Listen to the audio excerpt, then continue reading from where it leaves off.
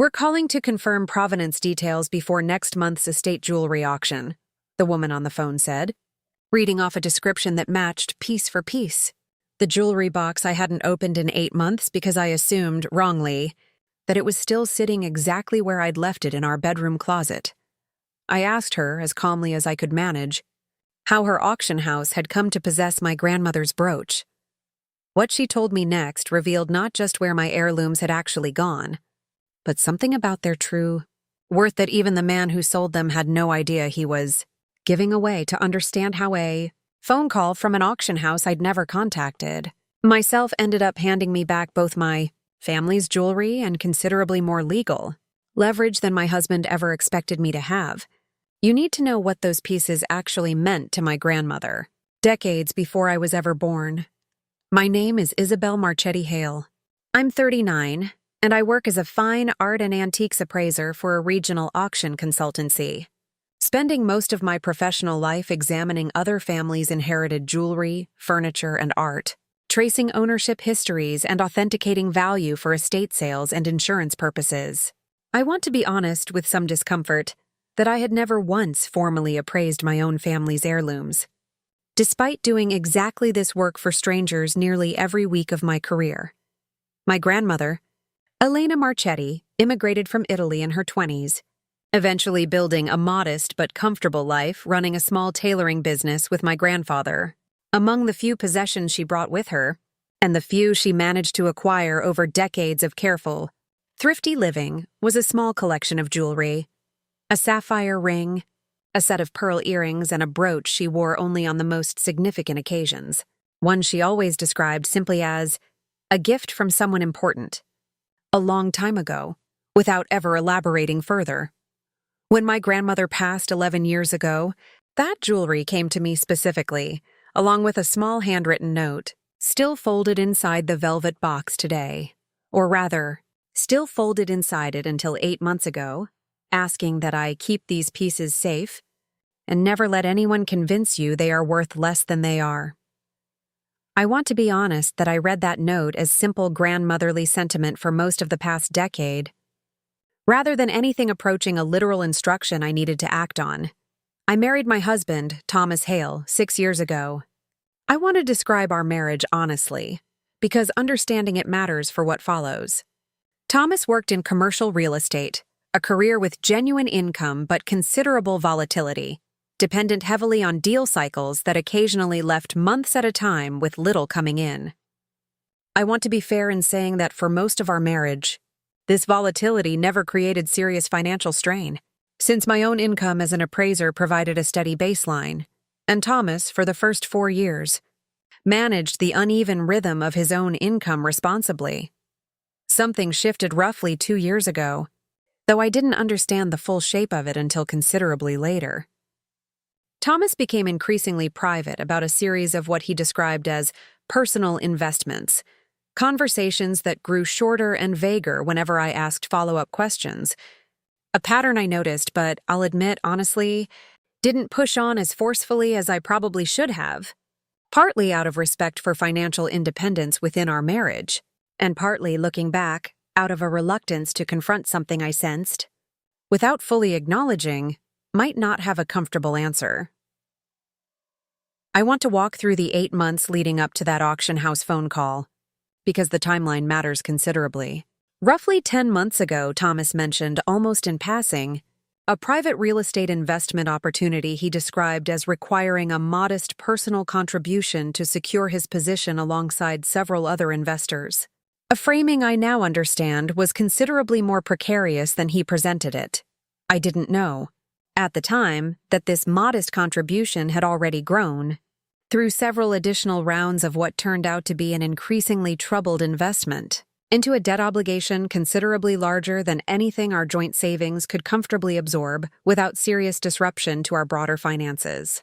I didn't know either that Thomas had begun quietly exploring ways to address that shortfall entirely on his own, specifically to avoid the difficult conversation he apparently dreaded having with me about how badly the investment had actually gone. I want to describe how I discovered the jewelry was missing, because the sequence itself matters for understanding what happened next. I went looking for my grandmother's brooch 8 months ago, intending to wear it to a cousin's wedding, only to find the velvet box, though still sitting in its usual spot in our bedroom closet, completely empty, the handwritten note tucked inside it exactly where it always was, but every piece of actual jewelry gone. I confronted Thomas that same evening. I want to be honest that his explanation, delivered with visible shame rather than any defensiveness, described a decision made roughly 2 months earlier, in what he described as a moment of genuine desperation, to quietly consign the jewelry to a local estate liquidation dealer, a transaction he'd arranged entirely without telling me, using the modest proceeds to make a partial payment toward the investment debt that had, by that point, grown considerably larger than he'd ever previously disclosed. I want to be transparent about the specific dealer Thomas had used. A man operating a small consignment shop across town. Someone I recognized, professionally, as operating well outside the reputable channels typically used for genuinely valuable estate jewelry. Thomas told me, with what I believe was genuine, if badly misinformed, confidence that the dealer had paid him just under $4,000 for the full collection, a figure Thomas apparently believed represented fair value for what he'd always understood to be modest, sentimental family jewelry rather than anything of serious material worth.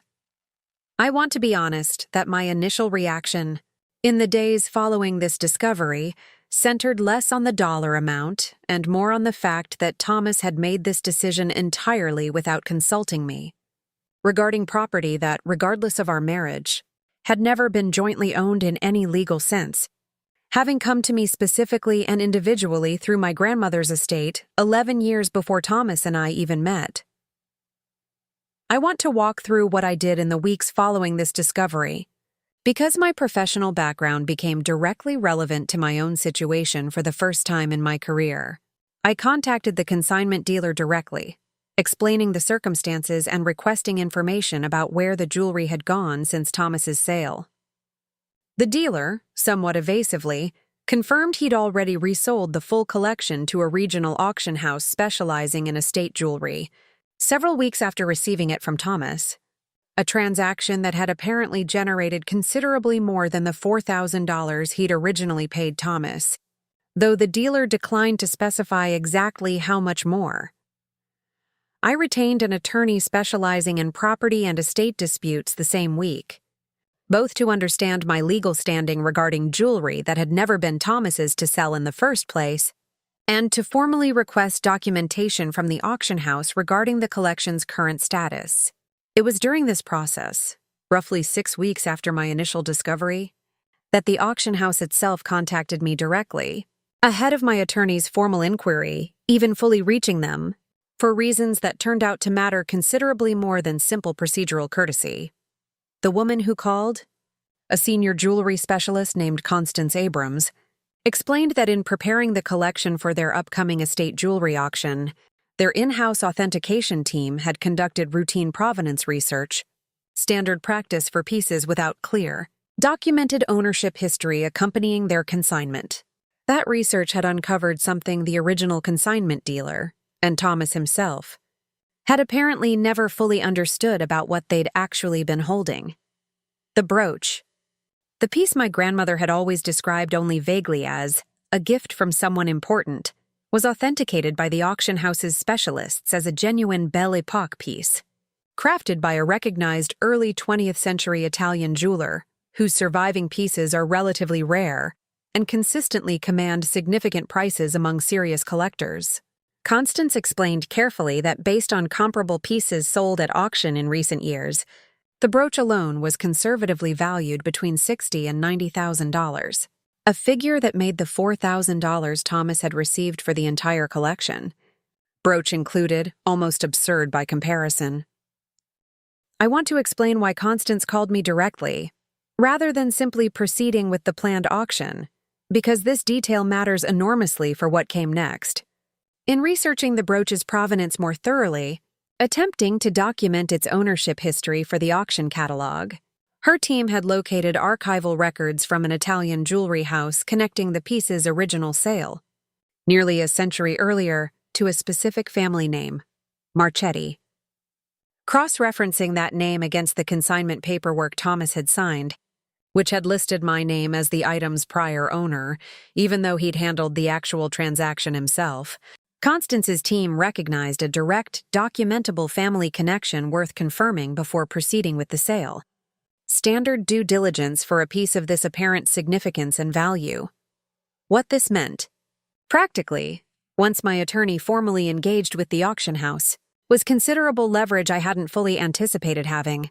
Because the brooch's true value and clear provenance connection to me personally had been documented independently by the auction house's own specialists, rather than simply asserted by me after the fact, our claim that Thomas had sold property that was never legally his to sell, at a fraction of its actual worth, to a dealer operating without proper authentication, became considerably harder for anyone to dispute. The consignment dealer, facing the prospect of a legal claim asserting he'd knowingly or negligently facilitated the sale of property without proper ownership verification, at a price dramatically below documented fair value, agreed relatively quickly to a settlement rather than risk formal litigation. The full jewelry collection was returned to me directly, along with a negotiated settlement payment covering the difference between what Thomas had originally received and the collection's properly authenticated value, an amount that, after legal costs, came to just over $58,000. I want to be honest about where things stand with Thomas now, because I don't think this story is served by a simple, tidy resolution. We remain married, currently working through both the practical financial fallout of his investment debt and the harder question of what it meant that his instinct, facing genuine desperation, was to quietly solve the problem alone rather than trust me enough to face it together. I understand, and to some degree sympathize with, the shame that drove his silence. I also understand that sympathy doesn't erase the fundamental breach of selling property that was never his to sell. Without so much as a conversation first, I think often about my grandmother's note, tucked inside that empty velvet box for 8 months before I discovered it was empty at all, asking that I never let anyone convince me these pieces were worth less than they actually were. I understand now that she may have known, or at least suspected, something about that brooch's actual significance that she never fully explained to me directly, choosing instead to leave behind a simple instruction and trust that, eventually, if it mattered, the truth would find its way to the surface on its own. It did. In the end, though it took a phone call from a stranger, months of quiet legal work, and an authentication process my own husband never thought to pursue, to finally prove her right. If you've made it this far with me, do you think Thomas would have told me the truth eventually on his own? Or do you think I only found out because the auction house happened to look closely enough to notice? Let me know in the comments where you're watching from tonight. And if stories like this one matter to you, make sure you're subscribed to Justice Unfolds, because every story here has a reckoning.